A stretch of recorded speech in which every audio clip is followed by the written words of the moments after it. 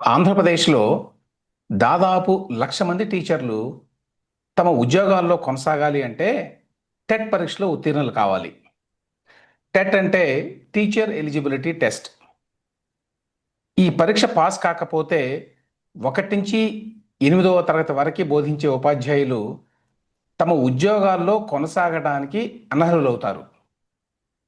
2009కి ముందు రిక్రూట్ అయినటువంటి టీచర్లకి ఈ నిబంధన వర్తిస్తుంది. అప్పట్లో టెట్ పరీక్ష లేదు. ఆ పరీక్ష లేకుండానే నేరుగా అపాయింట్ అయినటువంటి టీచర్లు ఇప్పుడు పరీక్ష రాయాల్సి ఉంటుంది. ఇంకా 5 సంవత్సరాలు మాత్రమే సర్వీస్ ఉన్న టీచర్లను మినహాయించి మిగతా వాళ్ళంతా కూడా ఈ పరీక్ష రాయాలి. ఇందుకోసం 2028 ఆగస్టు 31 వరకు టైం ఇచ్చారు టీచర్లకి. దీని మీద టీచర్లు నిరసన వ్యక్తం చేస్తున్నారు. ఇప్పుడు ఈ వయసులో మళ్ళీ పరీక్ష రాసి ఉద్యోగం నిలబెట్టుకోవాలా అని చెప్పి ప్రశ్నిస్తున్నారు. ఈ నిబంధనని తక్షణమే ఉపసంహరించుకోవాలని చెప్పి టీచర్ అసోసియేషన్లు కూడా డిమాండ్ చేస్తున్నాయి. అయితే విద్యాబోధనలో కనీస ప్రమాణాలను పాటించేలాగా చూడడానికి టీచర్ ఎలిజిబిలిటీ టెస్ట్ అవసరం ఉంది అని చెప్పి సుప్రీంకోర్టు అభిప్రాయపడింది. మరి పిల్లలకి పరీక్షలు పెట్టేటువంటి ఉపాధ్యాయులు తాము పరీక్ష రాయడానికి భయపడకూడదో, అలాగే విషయ పరిజ్ఞానాన్ని ఎప్పటికప్పుడు టీచర్లు కూడా అప్డేట్ చేసుకోవాలి, పెంచుకోవాల్సి ఉంటుంది అనేటువంటి వాదన కూడా ఉంది. ఈ నేపథ్యంలో ఈ అంశం మీద చర్చించడానికి టీచర్ల సంఘాలకి నాయకుడిగా, అలాగే టీచర్ల ప్రతినిధిగా 3 సార్లు ఎమ్మెల్సీగా పనిచేసినటువంటి వెటపు బాలసుబ్రహ్మణ్యం గారిని ఆహ్వానించాను. ముందుగా మీకు కృతజ్ఞతలు బాలసుబ్రహ్మణ్యం గారు. నమస్కారం అండి. నమస్తే. థ్యాంక్స్ మీకు కూడా. సార్, ఇప్పుడు ఈ టెట్కి సంబంధించి జరుగుతున్న వివాదం మీకు తెలుసు. దీని మీద మీ అభిప్రాయం ఏంటి? టెట్ పరీక్ష కంపల్సరీ అని చెప్పి ఇప్పుడు చెప్తున్నారు. అయితే ఈ విధంగా కంపల్సరీగా చేయడాన్ని టీచర్లు నిరసిస్తున్నారు. ఇప్పుడు పైకి చూసే వాళ్ళకి ఎవరికైనా ఏమనిపిస్తుంది అని అంటే, టీచర్లు పరీక్షలు అంటే భయపడుతున్నారు ఏమిటి, పిల్లలందరికీ పరీక్షలు పెట్టేవాళ్ళు తాము పరీక్షలు రాయలేరా అని అనిపిస్తుంది. అట్లాగే పరీక్షలకు వ్యతిరేకంగా పోరాటాలకు సిద్ధం ఏమిటి, మరి వితండంగా ఉంది అని కూడా అనిపిస్తుంది. అవును. మూడవది, ఉపాధ్యాయులు ఎప్పటికప్పుడు అప్డేట్ కావాలి కదా. అప్డేట్ కాకుండా ఎప్పుడో మాంధాతల కాలపు చదువుతోనే ఇంకా నెట్టుకో రావడం కరెక్ట్ అవుతుందా? అవును. పిల్లలు ముందుకెళ్తుంటే టీచర్లు వెనకెళ్తున్నారు అనే వాదన కూడా ఉంది. వీటితో ఏం పెద్దగా వివేచించాల్సిన అవసరం లేదు. అయితే ఇందులో ఉన్న ఒక ఇష్యూ ఏంటనంటే, ఉదాహరణకి ఒక మ్యాథమెటిక్స్ టీచర్ ఉన్నాడు, 2009కి ముందర నియమింపబడ్డ వ్యక్తి. అతను టెట్ పరీక్ష రాయాలి అంటే అతను తెలుగులో కూడా కొంత ప్రావీణ్యతని చూపాల్సి ఉంటుంది. అంటే కొన్ని ప్రశ్నలు తెలుగు సాహిత్యం మీద కూడా ఉంటాయి. ఇప్పుడు మహాప్రస్థానంలోని పలాని గేయాన్ని వివరించండి అని అన్నారనుకోండి, ఒక మ్యాథమెటిక్స్ టీచర్ని 2009కి ముందు ఉద్యోగంలో చేరాడు అనే పాపంతో అతనికి అది ఎలా సాధ్యం అవుతుంది? ఈ టెట్ పరీక్షలు ఏముంటాయండి అసలు? ఈ టెట్ పరీక్షల్లో 5-6 సబ్జెక్టులు ఉంటాయండి. అన్ని ఒక మ్యాథమెటిక్స్ టీచర్ కి సైన్స్ ఉంటుంది, సోషల్ స్టడీస్ ఉంటుంది, తెలుగు ఉంటుంది, అన్నీ ఉంటుంది. టెట్ పరీక్ష ఇప్పుడు టీచర్లకు, పనిచేస్తున్న టీచర్లకు ఒకటి, కాబోయే టీచర్లకు ఒకటి లేదు. మొత్తం సిలబస్ కాబోయే వాళ్ళకైనా ఇప్పుడు పనిచేస్తున్న వాళ్ళకైనా ఒకటే. సాధారణంగా కొత్తగా ఉద్యోగంలో చేరాలనుకునే వాళ్ళకి క్వాలిఫికేషన్ తర్వాత టెట్ రాస్తారు. అసలు న్యాయంగా చెప్పినట్టుగానైతే క్వాలిఫికేషన్, రిక్విజిట్ క్వాలిఫికేషన్ ఉండి మళ్ళీ ఎట్లాగూ ఉద్యోగార్హత పరీక్ష ఇంకొకటి రాస్తున్నప్పుడు మధ్యలో ఈ టెట్ పరీక్ష అనేటటువంటి దానికి అర్థమే లేదు. ఎన్ని రకాలైన పరీక్షలు? అతను mathematics teacher, BSc BEd qualified అంటే ఆ ఉద్యోగానికి అతను క్వాలిఫైడ్. మరి క్వాలిఫైడ్ వాళ్ళందరినీ ఎంపిక చేయాలని అంటే మళ్ళీ ఒక డిఎస్సి పరీక్ష లాంటిది ఒక పరీక్ష ఉంది. దాని ప్రకారంగా ఎంపిక చేసుకొని వడపోత చేసుకొని కావలసిన వాళ్ళని తీసుకుంటారు. మధ్యలో ఈ టెట్ పరీక్ష ఏమిటి? ఉపాధ్యాయ అర్హతకు సంబంధించి ఇదే కృత్రిమమైన నిజం చెప్పాలనంటే ఇక్కడ ఒక మాట చెప్పాలండి, ఈ ప్రేక్షకులకు కూడా అర్థం కావాలి కాబట్టి. ఈ టీచర్ ఎలిజిబిలిటీ టెస్ట్ అనే దాన్ని ఇప్పుడు కొత్తగా రాష్ట్ర ప్రభుత్వం ప్రవేశపెట్టింది కాదు, కేంద్ర ప్రభుత్వం ప్రవేశపెట్టింది కాదు. ఇది సుప్రీంకోర్టు ఆదేశాల మేరకి అమల్లోకి వచ్చిన వ్యవహారం. అంతేనా? ఇప్పుడు 2009కి ముందర ఉపాధ్యాయులు రాయాలి అనేది సుప్రీంకోర్టుకు సంబంధించిన వ్యవహారం. ఉమ్, అసలు క్వాలిఫికేషను తర్వాత ఆ, పరీక్ష అంటే డిఎస్సి పరీక్ష ఈ రెండు కాకుండా టెట్ అనేటటువంటిది మధ్యలో వచ్చింది అది. కాదు అది సార్, రెండేంటి? అంటే ఇప్పుడు జనరల్ గా ఒక ఉద్యోగికి ఏం పరీక్ష ఉంటుందండి? అతను ఆ ఉమ్, ఉద్యోగానికి క్వాలిఫికేషన్ సంపాదించుకోవాలి. అది ఉమ్, బిఏనో, ఎంఏనో, ఎంఎస్ఏనో, మరొకటో ఇంకొకటో. ఉమ్, ఉదాహరణకు ఒక లెక్చరర్ కావాలి. ఉమ్, లెక్చరర్కి ఏం క్వాలిఫికేషన్ ఉంటుంది? పోస్ట్ ఉమ్, గ్రాడ్యుయేషన్ లో 55 మార్కుల కంటే ఎక్కువ ఉండాలి అనేది క్వాలిఫికేషన్. ఉమ్, ఆ తర్వాత అతను ఉద్యోగంలో ఎలా చేస్తాడు? ఏపీపీఎస్సీ పరీక్ష రాస్తాడు. ఉమ్, పరీక్ష రాసిన తర్వాత ఎవరు మెరిట్ లో ఉన్నారో వాళ్ళకి ఉద్యోగం ఇస్తారు. ఈ రెండు అవును. పరీక్షలు కదా ఉంటాయి. ఉమ్, ఉమ్, క్వాలిఫికేషన్ పరీక్ష కాకుండా, ఉమ్, ఎంపిక చేసుకునే దానికి సంబంధించిన పరీక్ష కాకుండా, మధ్యలో ఇంకొక అర్హత పరీక్ష అనేటటువంటి దానికి పాయింటే లేదు నిజానికి చెప్పాలనంటే. ఒక ఉమ్, ఉపాధ్యాయులకు మాత్రమే, అది పాఠశాల ఉపాధ్యాయులకు మాత్రమే ఉంది. ఇది జూనియర్ లెక్చర్లకి, డిగ్రీ కాలేజీ లెక్చర్లకి, యూనివర్సిటీ ప్రొఫెసర్లకి వీళ్ళెవరికి లేదు ఇది. ఇది ఉమ్, ఒక కృత్రిమైనటువంటి విధానం. సరే, ఏమైనా ఆ, వచ్చింది. ఇది ఎందుకు వచ్చింది అనేటటువంటి దాంట్లోకి ఇప్పుడు మనం పోలేం కానండి. ఇది ఏఐసిటిఈ నార్మ్స్ తర్వాత ఇవన్నీ వచ్చిన తర్వాత ఉపాధ్యాయులందరికీ ఒక టెట్ అనేటటువంటి పరీక్ష ఉండాలనేది వచ్చింది. ఎస్, దాన్ని పాటిస్తున్నారు ఇప్పుడు ఉపాధ్యాయులంతా. అంటే ఒక కాబోయే ఉపాధ్యాయులంతా తమ డిగ్రీ అవును. సంపాదించుకున్న తర్వాత టెట్ రాస్తున్నారు. ఉమ్. టెట్ ఇప్పుడు క్వాలిఫికేషన్ కూడా పెట్టుకున్న అవును, తర్వాత ఎంపిక ప్రస్తుతం పరీక్ష ఉన్న కోసం వాళ్ళు ఆల్రెడీ హాజరవుతున్నారు. రాస్తున్నారు. ఇప్పుడు ప్రస్తుతం దీని కొత్తగా గురించి వచ్చేవాళ్ళు. చర్చలోకి మనం పోనక్కర్లేదు.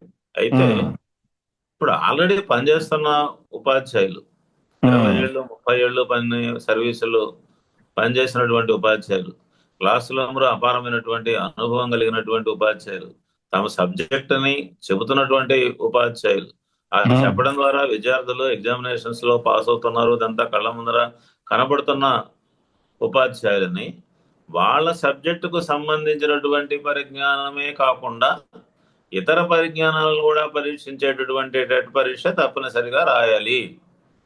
రాసి మీరు క్వాలిఫై కావాలి. లేకపోయినట్టుగానైతే మీరు ఉద్యోగానికి అనర్హులు. అతను ఏ రోజు ఉద్యోగంలో చేరాడో ఆ రోజు ఏ అర్హతలు తనకు ఉన్నాయో ఆ అర్హతలన్నింటినీ సంపాదించుకున్న తర్వాతనే ఉద్యోగంలో చేరాడు. ఆ రోజు డిఎస్సి అంటే రాసి పాస్ అయ్యాడు. బాలసుబ్రహ్మణ్యం గారు, ఇప్పుడు మీరే చెప్పారు మొదట్లో. ఇప్పుడు మిగతా వాళ్ళకి ఉపాధ్యాయులకు ఒక తేడా ఏమిటంటే, ఉపాధ్యాయులు ఎప్పటికప్పుడు అప్డేట్ చేసుకోవాలి. నిజానికి ఇప్పుడు దాదాపు అన్ని ఉద్యోగాల్లో ఉన్నది ఇది. అప్డేట్ చేసుకోకపోతే ఉద్యోగం ఉండదని ఇప్పుడు మనకు తెలుసు. ఆర్టిఫిషియల్ ఇంటెలిజెన్స్ వచ్చిన తర్వాత ఈ ఇంజనీర్లు అందరూ కూడా పనికిరారు, వాళ్ళు కొత్తగా నేర్చుకోవాలి ఏఐ అని చెప్పి చెప్తున్నారు అందరూ. ఇప్పుడు సబ్జెక్టు పరిజ్ఞానాన్ని అప్డేట్ చేసుకోవాలి అనే దాంట్లో భిన్నాభిప్రాయం లేదు. ఉమ్, దానికి టెట్ పరీక్షకి సంబంధం లేదు. అది నేను చెప్పే పాయింట్. ఉమ్, ఇప్పుడు ప్రతి 5 ఏళ్లకో ప్రతి 10 ఏళ్లకో ఖచ్చితంగా ఒక అప్డేషన్ ఉండాలి. ప్రపంచవ్యాప్తంగా ఉపాధ్యాయులకి ఆ రకంగా ఉంటుంది. ఎగ్జాక్ట్లీ, అవునండి. మిగతా అందరికీ కూడా ఉంటున్నటువంటి కాలం ఇది. ఎందుకంటే ఉమ్, సాంకేతిక పరిజ్ఞానం పెరుగుతుంది, కొత్త సబ్జెక్టులు వచ్చేస్తున్నాయి. ఎప్పటికప్పుడు పిల్లలు మనకంటే ముందుకు వెళ్ళిపోతున్నారు. ఇందులో రెండు అభిప్రాయాలు లేదు.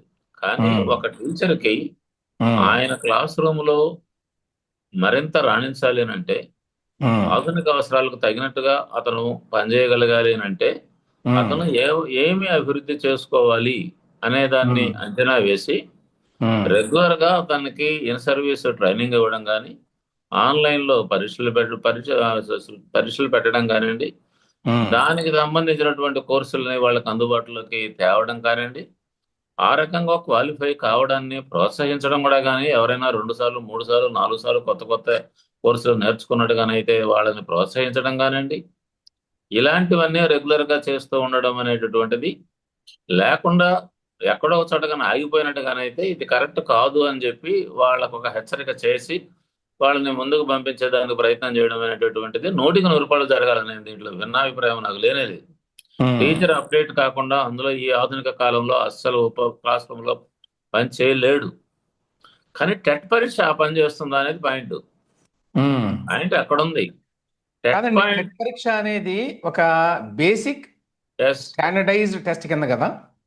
అవును, ఒక బేసిక్ స్టాండర్డైజ్ ఎవరికి ఉద్యోగంలో ప్రవేశించేటటువంటి సందర్భంలో ఉమ్, అతనికి తెలుగులో మాట్లాడడం బాగా వచ్చా, ఉమ్, లేకపోతే జనరల్ నాలెడ్జీ అంతా ఉందా లేదా అనే దానికి సంబంధించి ఒక ఉపాధ్యాయుడికి తాను చదివేటటువంటి సబ్జెక్టులోనే కాకుండా ఇతర సబ్జెక్టుల్లో కూడా ఒక మినిమం పరిజ్ఞానం ఉండాలి అనే ఉద్దేశంతో పెట్టినటువంటి ప్రాథమికమైనటువంటి పరీక్ష అది.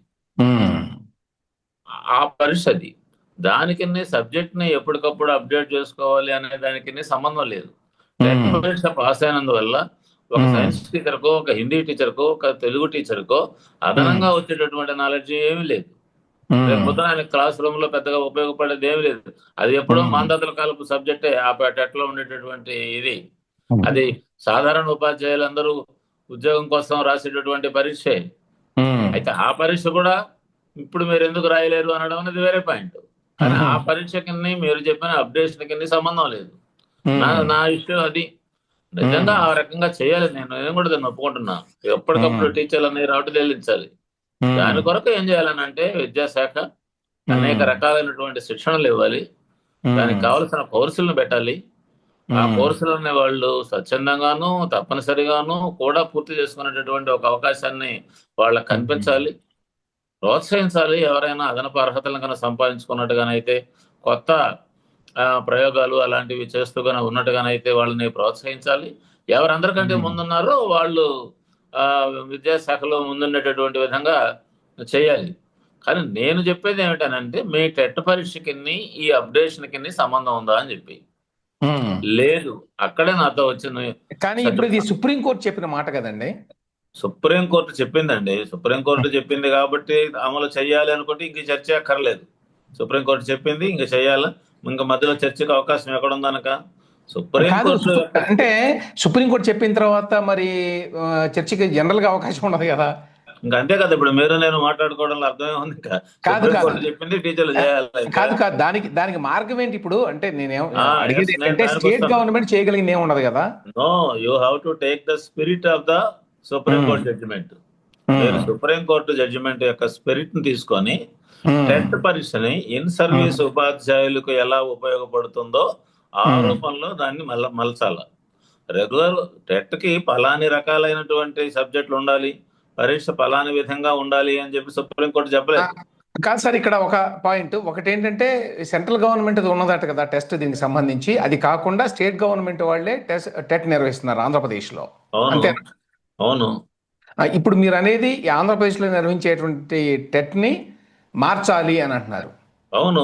ఆ టెట్ పరీక్ష అనేటటువంటిది ఇన్ సర్వీస్ ఉపాధ్యాయులకి క్లాస్ రూమ్ లో ఇప్పుడు ఆంధ్రప్రదేశ్ లో ఏమి అవసరము, ఏమి ఎట్లా వాళ్ళు అప్డేట్ కావాలనేటటువంటిది పరిగణనలోకి తీసుకొని దానికి తగినట్టుగా మార్చి ఆ రకమైన ప్రతిపాదనలో టీచర్ల సంఘాల తరఫున ఏమైనా పెట్టారండి? నాకు తెలిసి టీచర్ల సంఘాలు ఆ రూపంలో కాదు కానండి, మాకు ఇవన్నీ అవసరం లేదనేది చెబుతున్నారు. కానీ స్పష్టంగా చెప్పినట్టు నేనేమైతే అనుకోవటం లేదు. నేనైతే అంతే ప్రస్తుతానికి. రెండో పాయింట్ ఏంటనంటే, ఇప్పుడు పెడుతున్నటువంటి టెట్ క్వాలిఫైయింగ్ టెట్ పరీక్ష కదా. అది క్వాలిఫైయింగ్ పరీక్ష అయినందువల్ల సామాజిక వర్గాలను పరిగణనలోకి తీసుకొని ఒక్కొక్కరికి ఒక్కొక్క రకమైన క్వాలిఫైయింగ్ మార్క్స్ పెడుతోంది. అంటే అది వీళ్ళకు కూడా వర్తిస్తుందా? అది వీళ్ళకు కూడా వర్తిస్తుంది, ఇన్ సర్వీస్ వాళ్ళకు కూడా. ఈ పాయింట్ లేదు దీంట్లో. ఎందుకంటే ఉద్యోగంలోకి ఎంటర్ అయ్యేటప్పుడు ఓసీలు అయితే 60 మార్కులు తెచ్చుకోవాలి, ఎస్టీలు అయితే 40 మార్కులు తెచ్చుకోవాలి అని అంటే, పాపం వాళ్ళు వెనకబడిన వర్గాలకు సంబంధించిన వాళ్ళకి రకరకాలైన పరీక్షలు పెట్టారు, లేదా మార్కుల్లో వెసులుబాటు ఇచ్చారు. ఆల్రెడీ ఉద్యోగంలో చేరిన తర్వాత అతను క్వాలిఫై అందరికీ పిల్లలకి చదువు చెప్తున్న తర్వాత ఏ వర్గం సబ్ టీచర్ చదువు చెప్పినా అతను అప్డేట్ కావాలని అంటే అతనికి మినిమం మార్కులు ఒకటిగానే ఉండాలి కదా. కాబట్టి అందరికీ ఒకే రకమైనటువంటి మార్కులు, అంటే క్వాలిఫైయింగ్ మార్క్స్ 40 మార్కులు కదా. జనరల్ గా క్వాలిఫై పరీక్ష అంటే 40 మార్కులు క్వాలిఫైయింగ్ మార్కులు కదా. అదే విధానాన్ని మాకు కూడా పెట్టండి అని అడుగుతున్నారు వాళ్ళు. ఇందులో పెద్ద తప్పే ఉంది, ఇందులో పెద్ద ప్రమాదం మాత్రమే ఉంది కనుక ఏమి ప్రమాదం, దీనివల్ల ఇంకొకరికి నష్టం వచ్చేది కూడా ఏమీ లేదు. అన్నిటికంటే ముఖ్యము, ఏ సబ్జెక్టు టీచరు ఆ సబ్జెక్ట్ లో అప్డేట్ కావడానికి తగినట్టుగా మీ టెట్ కన్నా ఉన్నట్టుగానైతే అది అతనికి ఉపయోగం. ఒకవేళ పరీక్ష రాయడం మంచిదా చెడ్డదా అనేది కరెక్టా కాదనేది వేరే పాయింట్ పెట్టి, ఒకవేళ పెట్టేదాన్ని ఇప్పుడు కూడానండి టీచర్లు రాస్తున్నారు, ఏం రాయకుండా పోవడం లేదు. రేపు జరగబోయే పరీక్షకి 1,00,000 మంది అటెండ్ అవుతారని చెప్పి అనుకుంటున్నాం. ఈ 1,00,000 మందిలో ఇప్పుడు ఎంత ఈ తప్పులు వారంలో ఇప్పుడు ప్రస్తుతం జరుగుతోంది కదండి టెట్. జరుగుతుంది కదా. ఇప్పుడు ఉమ్, పరీక్షలు అందరూ రాస్తున్నారు. ఉమ్, పరీక్షలు రాసిలో ఏ పరిస్థితుల్లోనూ ఒక 40% మందో 50% మందో మొదటిసారి పాస్ అవుతారు. ఉమ్, ఏదో ఏదో పాత 20 ఏళ్ళు 25 ఏళ్ళు సర్వీస్ ఉండే వాళ్ళు ఏమన్నా వెనకబడతారేమో, మిగతా వాళ్ళందరూ పాస్ అయిపోతారు. పాస్ ఉమ్, అయినందువల్ల వాళ్ళకి వచ్చిన లాభం ఏందని క్లాస్ రూమ్ లో నేను అది పాయింట్ చెప్పేది. ఉమ్, దీనివల్ల ఏమిటి ఉపయోగం అనేది? ఏదో ఉమ్, సుప్రీంకోర్టు చెప్పిన ఒకనొక తంతును పూర్తి చేయడం అనేటటువంటిదేనా? ఉమ్, ప్రాక్టికల్ గా క్లాస్ రూమ్ లో అతను గతం కంటే ఎక్కువ రాణిస్తాడా? ఉమ్, ఉపయోగపడుతుందా? ఓ ఈ పరీక్ష ఉమ్, రాసినందువల్ల నాకు ఈ కొత్త విషయాలు తెలిసాయి, నేను ఇంకొంచెం ఉమ్, సమర్థవంతంగా చెప్పగలుగుతున్నాను అనే ధీమానుగానే ఈ పరీక్ష తయారైతే ఉమ్, ఒక రకంగా అర్థం చేసుకోవచ్చు. ఒక ఉమ్, రొటీన్ పరీక్షని, ఉమ్, ప్రవేశ పరీక్ష లాంటి పరీక్షని ఓ ఉమ్, 25 ఏళ్ల సర్వీస్ ఉండేటటువంటి ఉపాధ్యాయుడికి పెట్టి ఉమ్, ఆ- అతని చేత ఈ పరీక్ష రాయించినందువల్ల అతనికి ఎంత ఉమ్, ఇబ్బంది అనే పాయింట్ అటు పక్కన పెడదాం. మనకు ఉమ్, టీచర్ కష్టాన్ని గురించి నాకు అసలు పక్కన పెడదాం. టీచర్ ఉమ్, ఉద్యోగంలో చేరాడు, ఏం చెప్తే గవర్నమెంట్ అది చేయాలని కూడా ఒక మాట అనుకుందాం. ఉమ్. కానీ టీచర్కి ఉపయోగపడేది ఏంది, పిల్లలకు ఉపయోగపడేది ఏంది దీనివల్ల? ఇది కాదండి కదా పాయింట్. దీన్ని రాష్ట్ర స్థాయిలో ఆ, నిర్ణయించేటువంటి విషయమేనా ఇది మరి? ఎస్, 100 టెట్ పెట్టమన్నారు కానీ ఎట్లా? టెట్ అంటే టీచర్స్ ఎలిజిబిలిటీ టెస్ట్ అండి. ఆ అవును. ఎలిజిబిలిటీ ఎలా ఉండాలి అనేటటువంటిది నిర్ణయించుకోవడము ఉమ్. రాష్ట్ర ప్రభుత్వానికి కాదు సంబంధించినటువంటిదే మీరు కదా. కరెక్టే, మీరు ఏమన్నారు ఇప్పుడు బాలసుబ్రహ్మణ్యం గారు, పెట్టాలి కానీ అందులో ఓన్లీ ఆ సబ్జెక్ట్ మాత్రమే ఉండాలి, వేరే సబ్జెక్టులు ఉండొద్దు అని అంటున్నారా? ఇన్ సర్వీస్ టీచర్లకు ఏం కావాలో ఆ టెస్ట్ పెట్టండి సార్. అదే ఇన్ ఇన్ సర్వీస్ సర్వీస్ టీచర్లకు ఏం కావాలి టీచర్లకు మీరు మీరు పనికొచ్చే అడిగేది, టెస్ట్ మీరు పెట్టండి, అనేది? దాంట్లో పాయింట్ ఉంది. అది ఏం కావాలి ఇన్ సర్వీస్ టీచర్లకి? అవునండి, వాళ్ళ సబ్జెక్ట్ లో ఆ, అది ఎస్ఏ సార్. ఇన్ సర్వీస్ టీచర్లకు ఏముండాలి, ఆ సబ్జెక్ట్ కి సంబంధించిన దాంట్లో ఉండాలి. ఆ ఉమ్, సబ్జెక్ట్ హిందీ టీచర్ కి మ్యాథమెటిక్స్ లో మార్కులు ఇప్పుడు అడగనక్కర్లేదు. ఉమ్, అది బాధ పురాణం, అది ఇప్పుడు అవసరం ఉమ్, లేదు. ఇది ఉమ్. రెండవది, ఒక ఉపాధ్యాయుడిని సో కూడా ఆ రకమైన మార్పులు చేసేటువంటి అధికారం రాష్ట్ర ప్రభుత్వానికి ఉందా? 100కి 100 పాళ్ళు ఉంది. ఉమ్, 100కి 100 పాళ్ళు ఉంది. మేము ఉమ్. పెడతాం పరీక్ష, మా పద్ధతిలో ఓకే. మేము పెడతాం. మేము సో జీతం ఇస్తున్నాం, మేము అపాయింట్ చేస్తున్నాం అండి. మా టీచర్లకు ఏం కావాలనేటటువంటిది నిర్ణయించుకునే ఉమ్, అధికారం రాష్ట్ర ప్రభుత్వాన్ని. ఉమ్. రాష్ట్ర ఓకే సరే. ప్రభుత్వాన్ని అంటే నాకు తెలియదు ఉన్నదో లేదో, మీరు చెప్తున్నారు నూటికి కాబట్టి నూరు పాళ్ళు 100కి 100 పాళ్ళు రాష్ట్ర అసలు ప్రభుత్వం. ప్రభుత్వానికి ఉన్నది అనుకుందాం అనుకోండి. ఇప్పుడు టీచర్లు 1,00,000 మంది ఉన్నారని చెప్తున్నారు, ఇన్ సర్వీస్ టీచర్లు ఈ విధంగా ఈ టెట్ పరీక్షకి క్వాలిఫై కావాల్సిన వాళ్ళు. అయితే మీరు టీచర్స్ అందరూ కూడా దీని మీద కేసు కూడా వేసినట్టు చదివాను నేను కోర్టులో, చేశారు. ఇది దీన్ని అప్లై చేయొద్దు అని. మీరు ఇది ఉండటం మంచిదే, కానీ సబ్జెక్ట్ నాలెడ్జ్ని పెంచే విధంగా ఉండాలి, ఆ రకంగా దీన్ని మార్పులు చేయాలి అని మీరు అంటున్నారు. కానీ మరి టీచర్స్ అసోసియేషన్ వాళ్ళేమో పూర్తిగా వ్యతిరేకిస్తున్నారు దీన్ని, అసలు వద్దు అని. అవును. మీ అభిప్రాయం నాకు ఏంటి దాని మీద? నాకు తెలిసి ఉపాధ్యాయ సంఘాలు కూడా ఇలాంటి పరీక్ష మాకు వద్దని, ఉమ్, టెట్ లో మార్పులు చేయాలనేది ప్రధానమైన డిమాండ్ గా ముందుకు తెస్తున్నారు. ఎందుకంటే వాళ్ళకి ఓకే. తెలుసు. ఎందుకంటే ఉమ్, ఈ ఉమ్, సుప్రీంకోర్టు జడ్జిమెంట్ అయిన తర్వాత ఇక్కడ ఉమ్, ఎంత పోరాడినా ఏమి ఫలితం లేదు కదా. మళ్ళీ అది ఎగ్జాక్ట్లీ. సుప్రీంకోర్టుకి ఆ, వేశారు వీళ్ళు, సుప్రీంకోర్టుకి దాన్ని పునర్విచారణ జరపమని చెప్పి. కానీ సుప్రీంకోర్టు దాన్ని అంగీకరించలేదు. ఓ. నో, మీరు జరపాల్సిందేనని చెప్పి అది జడ్జిమెంట్ ఇచ్చింది. అలాంటి పరిస్థితి వచ్చిన తర్వాత పరీక్ష అనేది తప్పనిసరి అనేది అర్థమవుతూనే ఉంది. ఓకే. సుప్రీంకోర్టు ఎందుకు ఇచ్చింది ఏమిటి అనేది అది వేరే ఇంకో పాయింట్ లోకి అవునులే. పోవాలి, అది వేరే చర్చ. అది ఒక ఓకే. తప్పనిసరిగా పరీక్ష చేయాలనేది సుప్రీంకోర్టు టెక్నికల్ గా చెప్పిన తర్వాత రాష్ట్ర ప్రభుత్వం తనకు అవసరమైన విధంగా దీన్ని, తన ఉపాధ్యాయుల్ని, తన క్లాస్ రూమ్ ని, తన పిల్లల అవసరాలని దృష్టిలో పెట్టుకొని మార్చుకొని పెట్టుకోవడం అనేటటువంటిది అసలు నిజంగా అది ఉపాధ్యాయుల కొరకు కాదు. ఇంత ఇంత ఖర్చు పెట్టి పరీక్ష పెట్టి వాళ్ళందరినీ రాత్రింబగళ్ళు ఆ చదివింపి చేసి దానివల్ల ఏమి ఉపయోగం లేకపోయినట్టుగానైతే ఎందుకు ఈ దండమార వ్యవహారం కదా. ఆ డిస్కషన్ ఎవరికి ఉండాలా? రాష్ట్ర ప్రభుత్వాలకి ఉండాలి. అది నేను చెప్పేది అన్నమాట. ఓకే. ఈ టెట్కి సంబంధించి ఏం చర్చలు జరగలేదండి ఈ అసోసియేషన్స్ తోటి, టీచర్స్ లీడర్స్ ఇప్పుడు తోటి? ఒకటే రాష్ట్ర ప్రభుత్వం ఏం చేస్తుందనండి, మేమేం చేయమంటారండి, సుప్రీంకోర్టులో ఉంది ఈ వ్యవహారం, సుప్రీంకోర్టు చెప్పింది కాబట్టి మేము చేస్తున్నాం అని చెప్పేస్తున్నారు. వీళ్ళు కూడా ఏంటంటే కొంత ఎమోషనల్ గా మేమేంది రాసేది ఇంత వయసు అయిన తర్వాత అని చెప్పి అన్నందువల్ల అది పెద్దగా అది ఫోకస్ అవుతోంది. బయామీడియాగా ఏం చేయాలి అనేటటువంటి ప్రతిపాదనలు ఉపాధ్యాయ సంఘాలని, ఉపాధ్యాయులని అడగడం, వాళ్ళతో డెమోక్రటిక్ గా మాట్లాడడం, ఈ పరీక్ష వల్ల నిజంగానే spirit of the Supreme Court judgment ని దృష్టిలో పెట్టుకొని మనకేది ఉమ్, ఉపయోగము అనే దాన్ని కూడా అనుకొని దానికి ఉమ్, తగినట్టుగా ఆ పరీక్షను మార్చుకోవడం అనేటటువంటిది అసలైన విషయం. నేను అనుకుంటా ఆ సబ్జెక్ట్ కు సంబంధించి అప్డేషన్ వరకే గన పరీక్ష పరిమితం అయినట్టుగానైతే ఉమ్. 99% అందరూ కూడా సక్సెస్ అవుతారు. ఎందుకంటే ఓకే వాళ్ళ సబ్జెక్ట్ బోధిస్తున్నారు. ఓకే సార్ సబ్జెక్ట్ వాళ్ళు బోధిస్తున్నారు.